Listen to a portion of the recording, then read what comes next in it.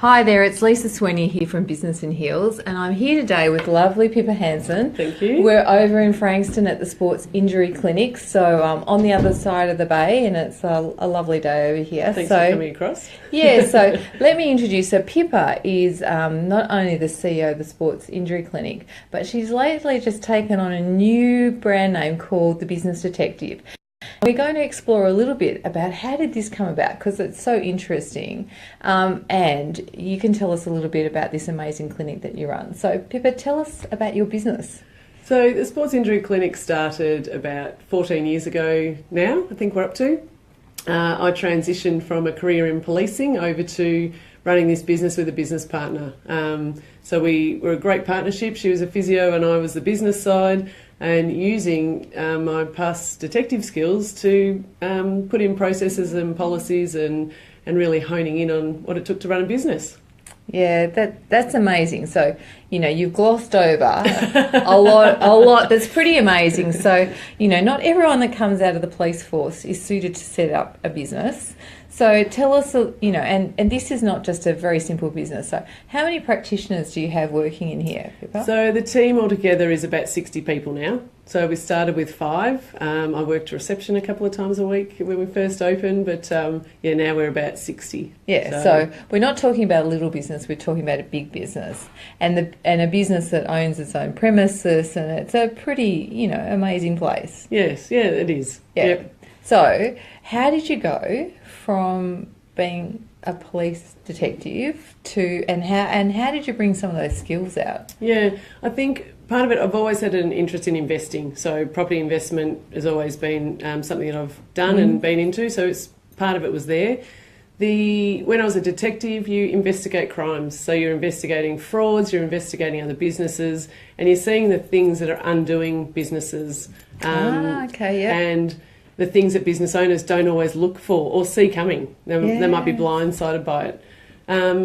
So there's a bit of a toolkit that you can sort of have as a business owner. Yep. And go through those sort of 5 key tools to keep an eye on and keep a focus on all the time.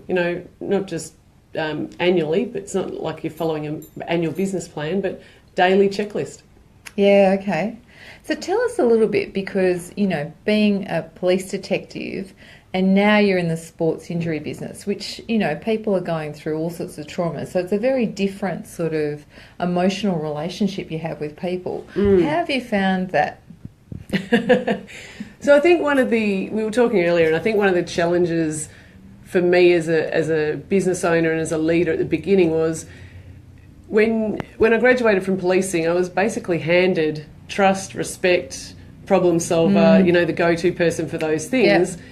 And walking into a business, you're not handed that, you've got to earn it. And so working out the new relationships with people, policing terms and dealing with policing people can be very black and white. Yeah. And you don't need to fluff things up, you just get on and do it. You speak to people in a different way. And I'm talking about colleagues, because, not nastily or anything, just a different type of style of personalities. And in the healthcare profession, people are very caring. We're all different types of people in personality profiling, and they're almost the opposite triangle quadrant of police. So I had to learn to be a little bit more fluffy and cuddly and empathetic, but really bring those skills out, which was challenging for a period of time. Yeah, I can imagine. I'll say hello to Katerina, who's watching. Nice to see you on board. So just, being empathetic, I mean, do you think all of it was about, your perception of how people would see you a little bit?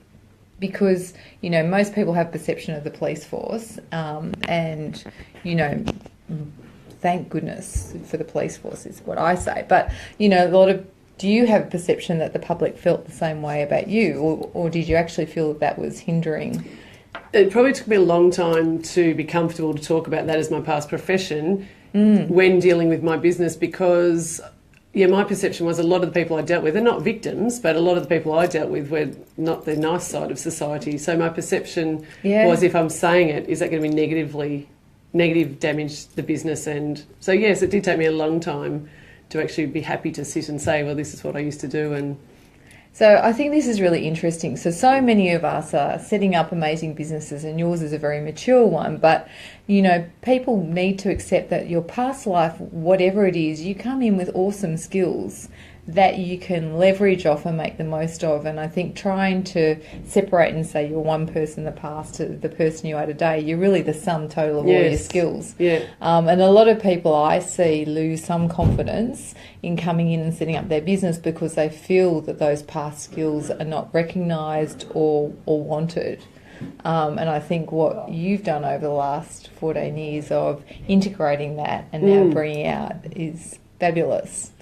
So, Pippa, if you had to share with some people some of your key tips for success, what would they be? So I think we've got a bit of a toolkit that I talk about, and there's 5 things in my toolkit that I keep an eye on. One is my magnifying glass.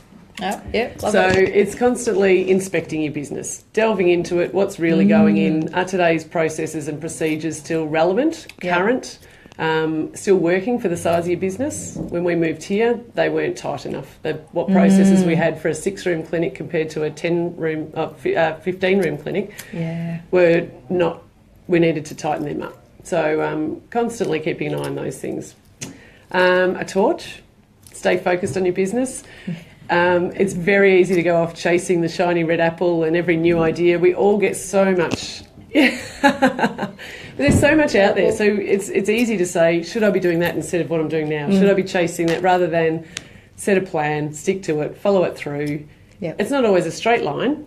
We've seen the graphs that they curve and bend and twist, but stay focused to the goal that you're trying to achieve. Yeah, nice. Bulletproof yourself. So the legal side of your business. Insurances, personal insurances, business insurances, your OH&S, your employment contracts, anything legal, the legal side of your business, make sure you're protected. Yep. Handcuffs.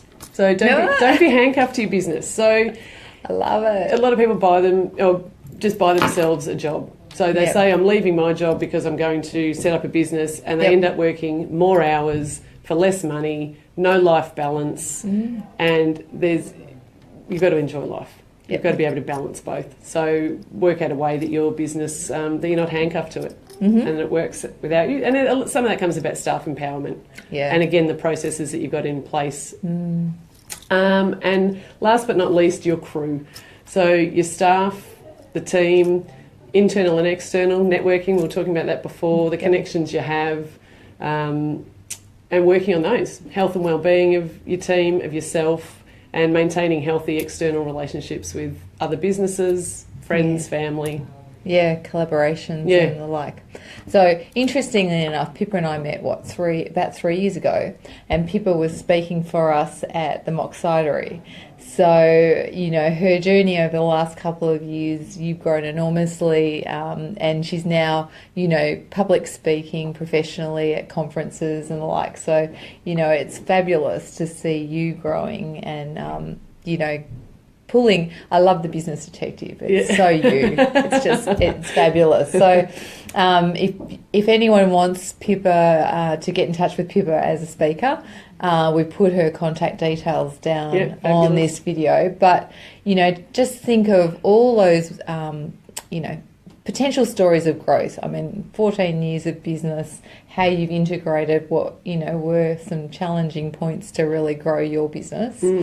And some great tools and tips for people. So awesome. Thank you. And if anybody has sports injuries, of course, the clinic is here. Yes, definitely the place to come. So not just sports injuries, everyday injuries, gardening, tripping over, everything. Any ache and pain. Any ache and pain. Awesome. Yes. As well as a few mental ones, I'm sure. Yeah. A beautiful team of people here, so always in good hands.